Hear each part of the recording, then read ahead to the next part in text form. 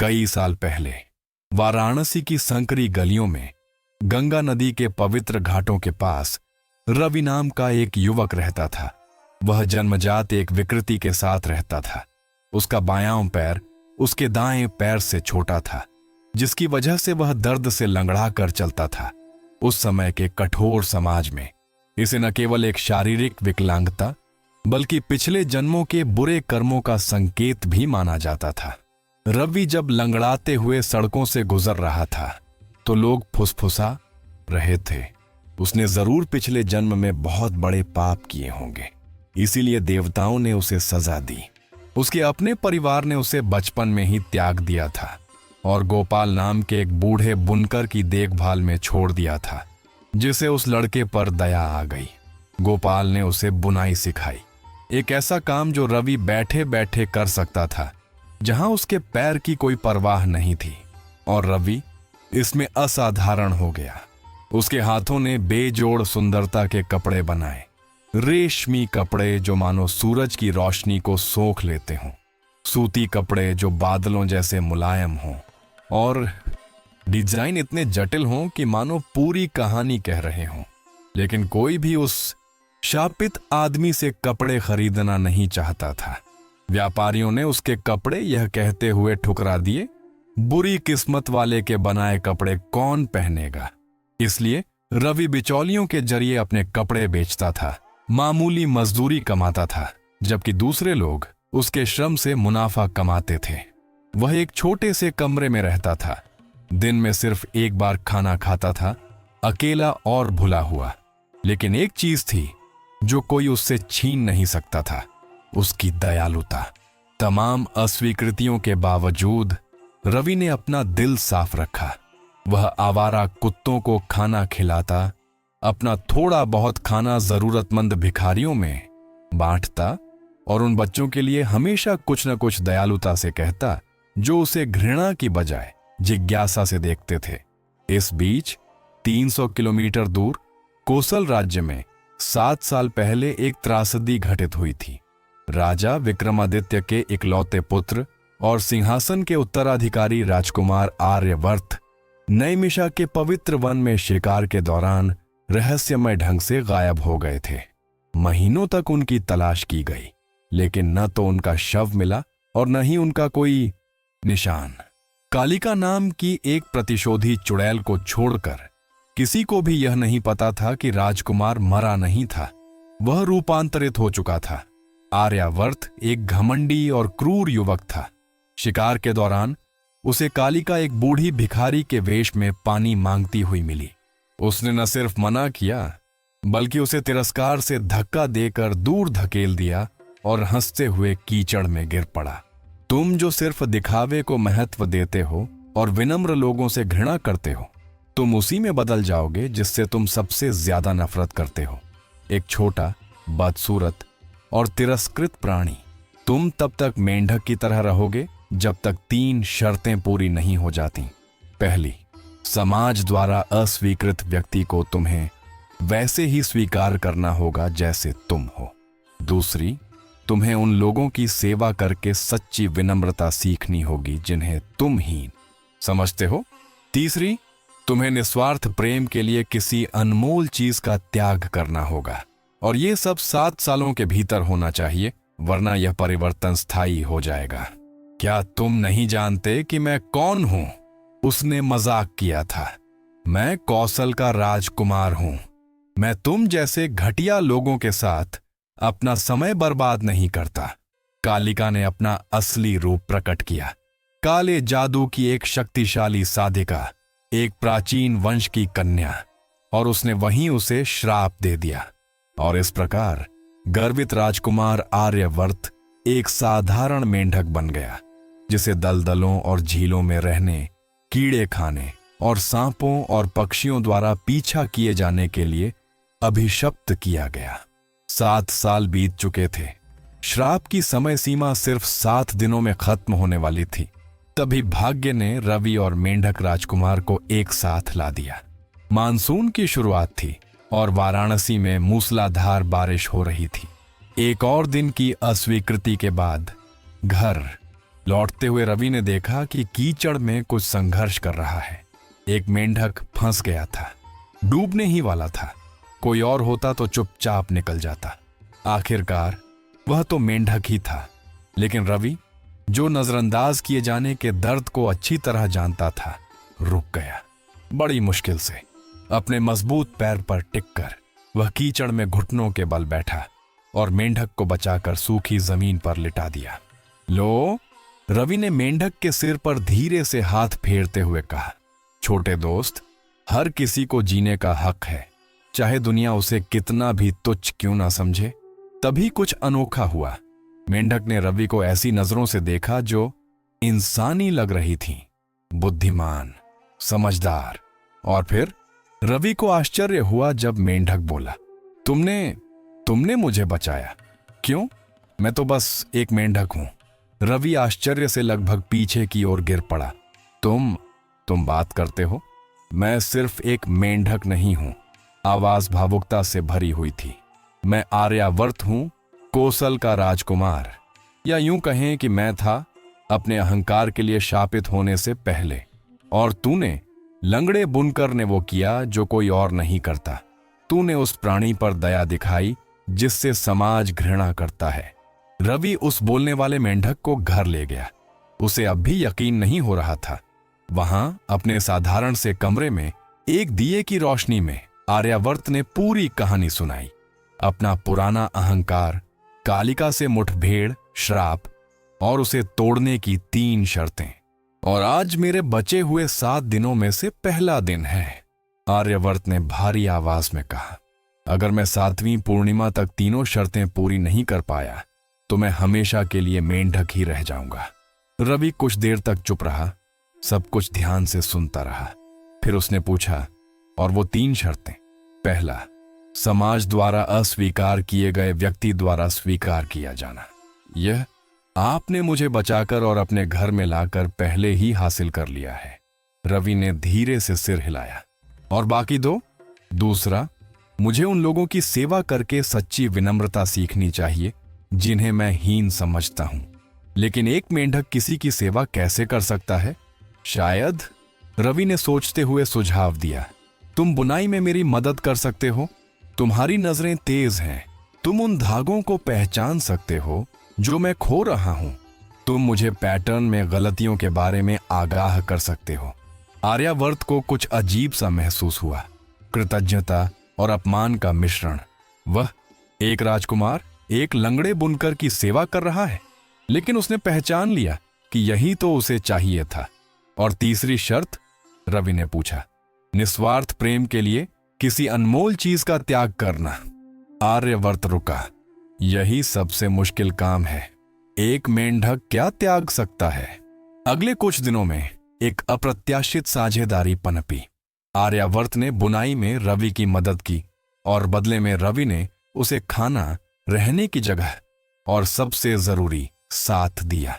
7 सालों में पहली बार आर्यावर्त पूरी तरह से अकेला नहीं था, लेकिन जैसे जैसे दिन बीतते गए चिंता बढ़ती गई।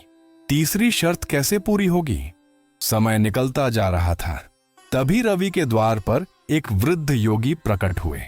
उनका नाम महर्षि व्यास था और वे नैमिषा वन में रहते थे, जहां से श्राप की शुरुआत हुई थी। मैंने सुना है, उसने गहरी पुरानी आवाज में कहा, कि एक मेंढक राजकुमार यहां है और एक दयालु बुनकर भी।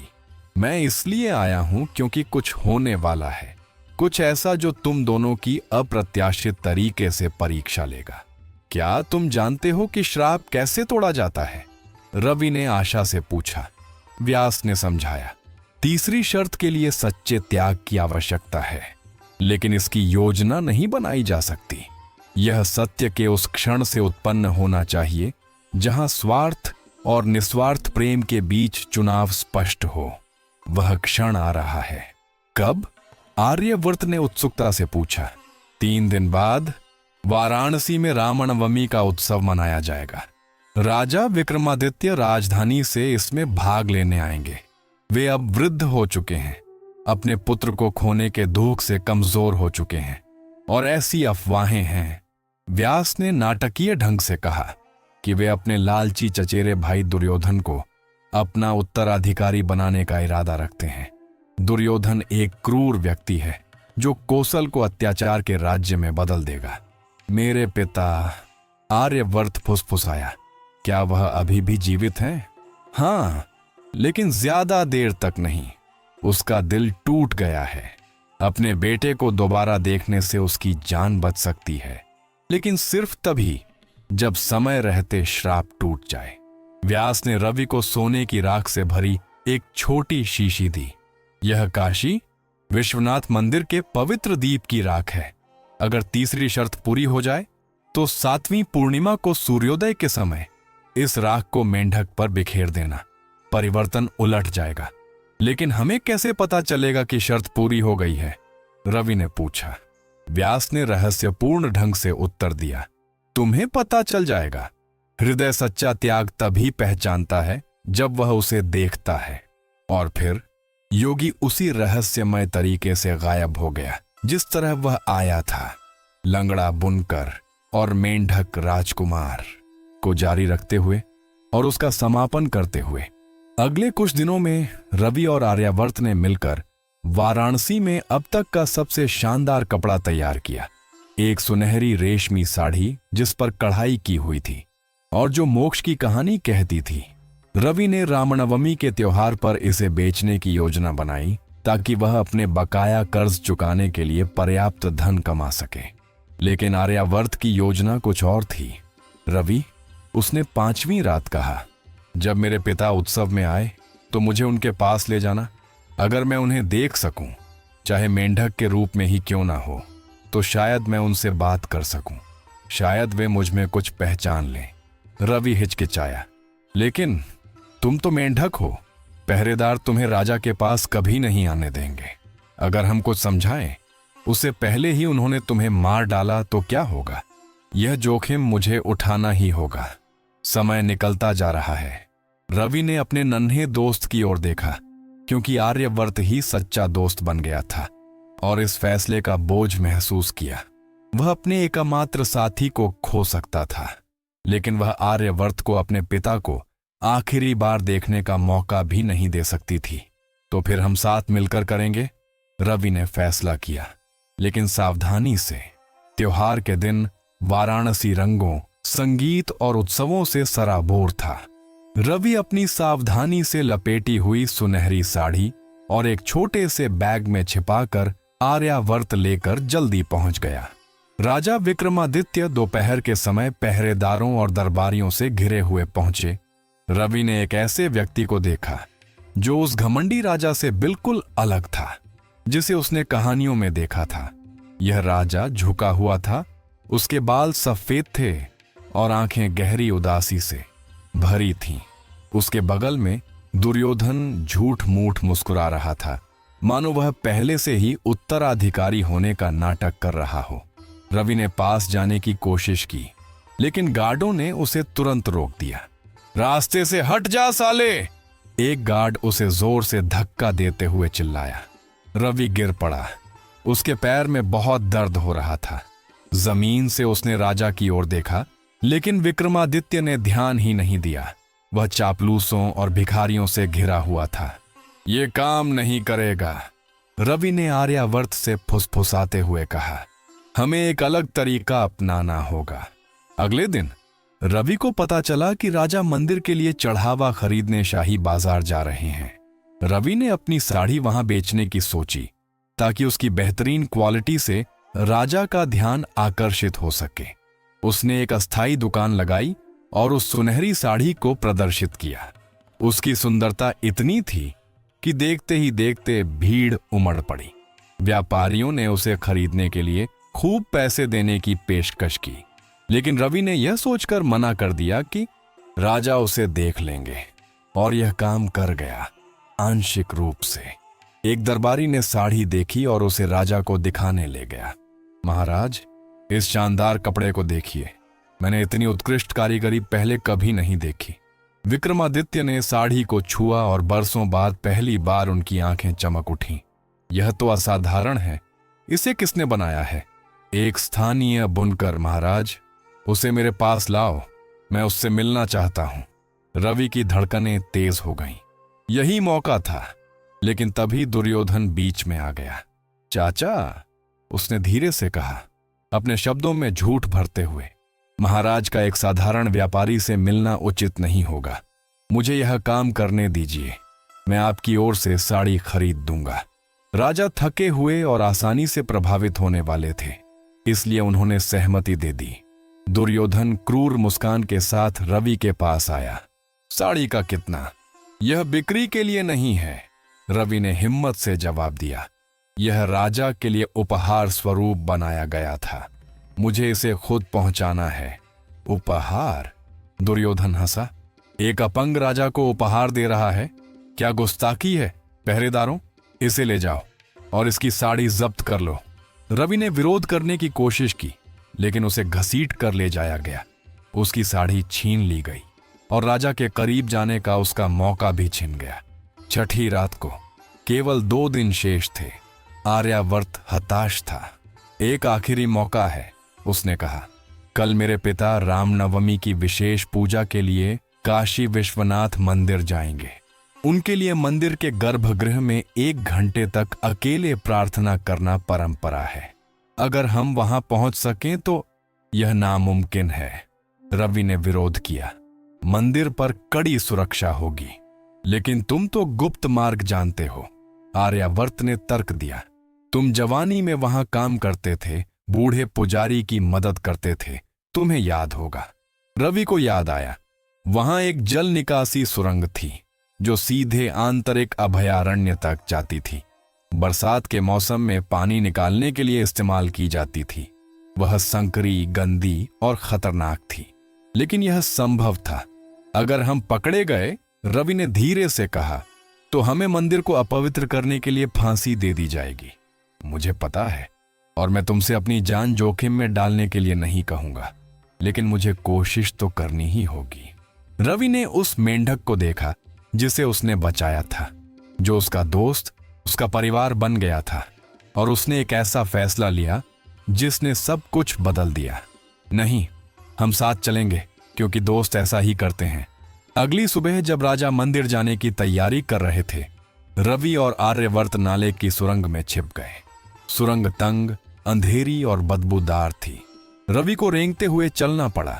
उसका बीमार पैर दर्द से घिसटता हुआ उसके पीछे चल रहा था। क्या आप ठीक हैं? आर्यवर्त ने चिंतित होकर पूछा। हाँ, रवि ने झूठ बोला, दर्द से दांत भींचते हुए। आगे बढ़ो। आंतरिक गर्भगृह तक पहुंचने में 1 घंटा लग गया। वे ठीक उसी समय बाहर निकले जब राजा विक्रमादित्य अपनी निजी प्रार्थना के लिए प्रवेश कर रहे थे। बूढ़ा राजा देवता के सामने घुटने टेक कर बैठ गया, और पहली बार रवि ने उसे बिना मुखौटे के देखा। एक पिता जो अपने खोए हुए बेटे के लिए रो रहा था। शिव, राजा ने प्रार्थना की। उसकी आवाज भर्रा गई। मुझे पता है कि मैंने पाप किया है।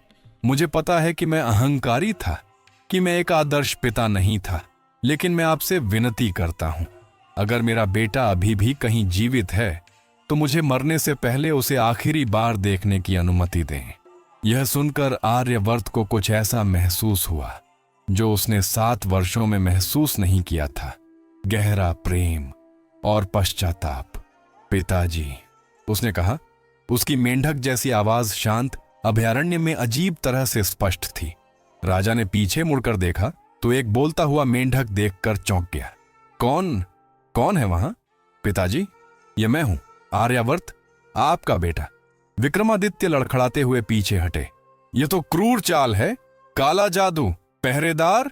नहीं। रवि छाया से बाहर आया और खुद को राजा और आर्यावर्त के बीच खड़ा कर लिया। महाराज, सुनिए, यह सच है। आपके बेटे को 7 साल पहले कालिका नामक चुड़ैल ने श्राप दिया था। वह मेंढक बन गया था, लेकिन इस श्राप को तोड़ने का एक तरीका है। मैं इस पर विश्वास कैसे कर सकता हूं? राजा ने पूछा, लेकिन उसकी आवाज में संदेह था, एक दर्दनाक उम्मीद। आर्यावर्त ने उन विवरणों को बताना शुरू किया जो केवल सच्चे राजकुमार को ही पता होंगे। बचपन की यादें, पिता और पुत्र के बीच साझा किए गए रहस्य, ऐसे शब्द जो कभी किसी और से नहीं कहे गए थे। और धीरे धीरे निर्विवाद रूप से राजा ने सत्य को स्वीकार कर लिया। मेरा बेटा, मेरा बेटा। वह घुटनों के बल गिर पड़ा। उसकी आंखों से आंसू बह रहे थे। ये कैसे हुआ? मैं उसे कैसे बचा सकता हूं? एक रास्ता है, रवि ने जल्दी से समझाया, लेकिन हमें मंदिर से पवित्र अस्थियां चाहिए और हमें 7वीं पूर्णिमा को सूर्योदय के समय कल यह अनुष्ठान पूरा करना होगा। और एक आखिरी शर्त है। लेकिन वे अकेले नहीं थे। दुर्योधन संदेहवश अपने चाचा के पीछे मंदिर तक गया था और उसने सब कुछ सुन लिया था। वह चुपचाप वहां से चला गया और अपने सैनिकों को इकट्ठा किया, क्योंकि अगर आर्यावर्त वापस लौटता तो दुर्योधन राजगद्दी गंवा देता। उसका सारा लालच, उसकी महत्वाकांक्षाएं सब नष्ट हो जाती। मैं इसकी अनुमति नहीं दे सकता। उस रात जब रवि और राजा अंतिम अनुष्ठान की तैयारी कर रहे थे, दुर्योधन ने अपने वफादार भ्रष्ट रक्षकों को इकट्ठा किया। उस अपंग बुनकर ने राजा को काले जादू से मोहित कर लिया है। उसे भोर से पहले गिरफ्तार करके फांसी दे देनी चाहिए। रात के समय पहरेदारों ने मंदिर पर धावा बोल दिया, रवि को गिरफ्तार कर लिया और पवित्र अस्थियों को जब्त कर लिया। नहीं! आर्यवर्त हताश होकर उछलते हुए चिल्लाया। उसने कुछ नहीं किया। लेकिन पहरेदारों ने उसे लात मारी और कहा, अपना मुंह बंद करो, गंदे मेंढक। राजा ने बीच बचाव करने की कोशिश की। छोड़ दो उसे, मैं तुम्हें आदेश देता हूं। महाराज, पूरे सम्मान के साथ दुर्योधन ने झूठा स्वर में कहा, लेकिन आप स्पष्ट रूप से मोहित हैं। अपनी भलाई के लिए आपको विश्राम करना चाहिए। रक्षकों, महाराज को उनके कक्ष में ले जाओ और बुनकर को काल कोठरी में ले जाओ। काल कोठरी में बंधा हुआ और थका हुआ रवि रोया, अपने लिए नहीं, आर्यावर्त के लिए। 7वीं पूर्णिमा के उदय होने में बस कुछ ही घंटे बाकी थे। उसके बाद श्राप स्थायी हो जाएगा। आर्यावर्त दीवार में एक छोटी सी दरार से घुसने में कामयाब हो गया। रवि, मेरे दोस्त, मुझे माफ करना। मेरी वजह से तुम्हें फांसी हो जाएगी। खुद को दोष मत दो, रवि ने धीरे से कहा। यह सार्थक था। जिंदगी में पहली बार मुझे एक सच्चा दोस्त मिला। मेरा एक मकसद था, यह 1000 साल तक ठुकराए और अकेले जीने से कहीं ज्यादा मूल्यवान है। आर्यावर्त को अपने अंदर कुछ टूटता हुआ महसूस हुआ और साथ ही पूरा भी हुआ। अचानक समझ, रवि, तुमने मुझे सच्ची विनम्रता सिखाई। इसलिए नहीं कि तुमने मेरी सेवा की, बल्कि इसलिए कि तुमने मुझे दिखाया कि बदले में कुछ भी उम्मीद किए बिना प्यार करने का क्या मतलब होता है। तुमने समाज द्वारा ठुकराए जाने के बावजूद मुझे वो सम्मान दिया जो मैं, एक राजकुमार, कभी दूसरों को देना नहीं जानता था। दूसरी शर्त पूरी हो गई। उन्होंने एक दूसरे को, एक बंधे हुए आदमी और एक मेंढक को जितना संभव हो सके गले लगाया। और तीसरा? रवि ने पूछा। आर्यावर्त ने बगल के कमरे में रखी जब्त की गई स्वर्ण अस्थियों को देखा। उसने ऊंची खिड़की की ओर देखा जहां से सूरज की पहली किरणें दिखाई देने लगी थीं, और उसने अपना अंतिम निर्णय ले लिया। रवि, तुम्हें बचाने और श्राप से मुक्ति पाने का एक तरीका है, लेकिन इसके लिए मुझे अपनी जान नहीं, बल्कि फिर से राजकुमार बनने का मौका कुर्बान करना होगा। क्या? नहीं, सुनो, अगर मैं अपनी आखिरी परिवर्तनकारी शक्तियों, जो श्राप से बची है, का इस्तेमाल करूं, तो मैं अस्थायी रूप से एक जहरीले सांप में बदल सकता हूं। मैं पहरेदारों को काट सकता हूं, तुम्हें भागने में मदद कर सकता हूं और राख वापस ला सकता हूं। तुम सूर्योदय के समय मुझ पर अनुष्ठान कर सकते हो। लेकिन आपने तो कहा था कि यह आपका अंतिम परिवर्तन है। क्या होगा? शाप नष्ट हो जाएगा, मैं फिर से मनुष्य बन जाऊंगा, लेकिन इस प्रक्रिया में मेरी मृत्यु हो जाएगी, क्योंकि मैंने शाप की शक्ति का प्रयोग उसके ही विरुद्ध किया है। नहीं, रवि चिल्लाया, मैं ऐसा नहीं करूंगा, मैं उसे नहीं खोऊंगा। लेकिन आर्यावर्त पहले ही तय कर चुका था। रवि उसे रोक पाता उससे पहले ही मेंढक चमकने लगा और वह रूपांतरित हो गया, सांप में नहीं बल्कि किसी और चीज में, मनुष्यों में। लेकिन पूरी तरह से नहीं। उसका शरीर मानव रूप में लौट रहा था, लेकिन एक अव्यवस्थित, अनियंत्रित तरीके से। यह परिवर्तन उसे साफ तौर पर निगल रहा था। आर्यावर्ता, रावी चौरव अपनी आखिरी ताकत के साथ। आर्यवर्त अब आधा मानव, उसका शरीर कांप रहा था, ने रवि को बांधने वाली रस्सियों को तोड़ दिया, राख को उठाया और लड़खड़ाते हुए खिड़की तक पहुंचा। रक्षकों ने आक्रमण किया, लेकिन आर्यवर्त ने अपनी पूरी ताकत लगाकर उन्हें पीछे धकेल दिया। भागो, वह रवि को चिल्लाया, मंदिर की ओर, जल्दी। रवि ने अपने चेहरे पर आंसू बहाते हुए राख और आर्यवर्त, जिसका वजन अब एक इंसान के बराबर था, को उठाया और बुरी तरह दर्द करते हुए मंदिर की ओर दौड़ा। लेकिन यह परिवर्तन आर्यावर्त को मार रहा था। उसकी आंखों, मुंह और कानों से खून बह रहा था। उसका शरीर अब इसे और सहन नहीं कर सकता था। वे सूर्योदय के समय मंदिर पहुंचे। रवि ने महर्षि व्यास द्वारा सिखाए गए मंत्रों का उच्चारण करते हुए राख को आर्यावर्त में बिखेर दिया। सुनहरी रोशनी फूट पड़ी और जब यह नष्ट हो गया तो आर्यावर्त वहां था, पूर्णतः मानव, पूर्णतः स्वयं। लेकिन मरना मैंने कर दिखाया, वह मंद मंद मुस्कुराते हुए फुसफुसाया। तीसरी शर्त, प्यार के लिए बलिदान, पूरी हो गई। नहीं, रवि ने उसे रोका, तुम मर नहीं सकते, अभी नहीं। राजा विक्रमादित्य दुर्योधन से मुक्त होकर दौड़ते हुए पहुंचे। उन्होंने 7 वर्षों में पहली बार अपने पुत्र को, अपने असली पुत्र को मानव रूप में देखा। पिताजी, आर्यवर्त फुसफुसाया, मुझे माफ करना, हर चीज के लिए। नहीं बेटा, बात मत करो, डॉक्टर आएंगे। लेकिन आर्यावर्त ने रवि से हाथ मिलाया। भाई, तुमने मुझे सिखाया कि असली कीमत खून में नहीं या रुतबे में नहीं, बल्कि आत्मा की अच्छाई में है।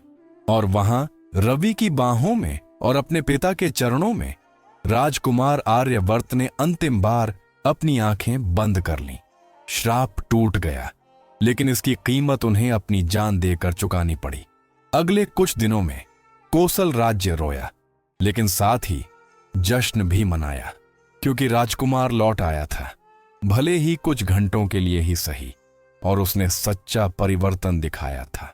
दुर्योधन को राजद्रोह के आरोप में गिरफ्तार कर लिया गया।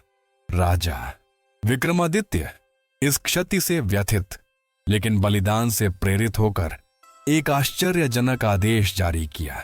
रवि, बुनकर को मैं अपने बेटे और उत्तराधिकारी के रूप में गोद लूंगा, क्योंकि उसने साबित कर दिया है कि उसके पास वह दिल है जो मेरे जैविक बेटे ने बहुत देर से विकसित करना सीखा। लेकिन रवि ने मना कर दिया। महाराज, उसने विनम्रतापूर्वक कहा, मैं तो एक लंगड़ा बुनकर हूं, मैं शासन करने के लिए पैदा नहीं हुआ। लेकिन मैं एक बात मांगता हूं, इस राज्य में फिर कभी विकलांगता, जाति या रूप रंग के आधार पर न्याय न किया जाए। सभी को समान अवसर मिले। इससे आर्यावर्त का सम्मान किसी भी सिंहासन से ज्यादा होगा। राजा ने प्रभावित होकर सहमति दे दी।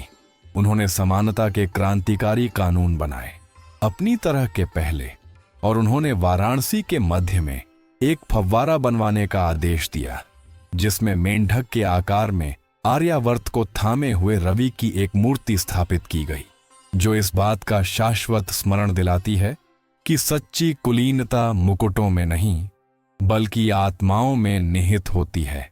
किसी व्यक्ति का मूल्य कभी भी उसके रूप, स्थिति या शारीरिक क्षमता में नहीं होता, यह उसके चरित्र और दयालुता में होता है। रवि लंगड़ा था, तिरस्कृत था, शापित माना जाता था, लेकिन उसकी एक उंगली में महलों में रहने वाले राजकुमारों से भी ज्यादा कुलीनता थी। और आर्यावर्त, जो एक आदर्श राजकुमार के रूप में जन्मा था, को विनम्रता सीखने के लिए मेंढक बनना पड़ा। सच्चे परिवर्तन के लिए सुविधा की नहीं, त्याग की आवश्यकता होती है। आर्यावर्त श्राप से मुक्ति के आसान तरीके खोज सकता था, लेकिन जब उसने निस्वार्थ प्रेम के लिए अपना सब कुछ, अपने जीवन सहित त्याग दिया, तभी उसे मुक्ति मिली। क्योंकि वास्तविक परिवर्तन कष्टदायक होता है, इसकी कीमत चुकानी पड़ती है, और यह इसके लायक है। और यही त्रासदी है। आर्यावर्त और रवि लगभग सफल हो गए थे। वे उस भविष्य से 3 घंटे दूर थे जहां दया ने लालच पर विजय प्राप्त की, जहां मित्रता ने पूर्वाग्रह पर विजय प्राप्त की। लेकिन दुर्योधन, जो एक भ्रष्ट व्यवस्था का प्रतिनिधित्व करता है, जो न्याय की बजाय विशेषाधिकारों को बनाए रखना पसंद करती है, ने लगभग सब कुछ नष्ट कर दिया। अंततः विजय आंशिक रही। आर्यावर्त का नाश हो गया, लेकिन उसकी मृत्यु व्यर्थ नहीं गई। इसने ऐसे बदलावों को प्रेरित किया जिससे हजारों लोगों की जान बच गई। आज भी अगर आप वाराणसी जाएं, तो आपको रावी का झरना और आर्यावर्त जरूर मिलेगा। लोग वहां प्रसाद चढ़ाते हैं, सच्ची दोस्ती और दिखावे से परे देखने के साहस की प्रार्थना करते हैं। तो मैं पूछता हूं, कितनी बार हम दूसरों का मूल्यांकन उनकी कमियों, मूल या दिखावे से करते हैं? कितनी बार हम युवा, अहंकारी और अंधे आर्यावर्त की तरह होते हैं, और कितनी बार हम दुर्योधन की तरह होते हैं, जो विशेषाधिकार खोने के डर से परिवर्तनों को रोकते हैं। रवि और आर्यावर्त की कहानी हमें सिखाती है, सच्चा राजकुमार वह नहीं है जो महल में पैदा हुआ हो, बल्कि वह है जो नेक दिल से जीता है।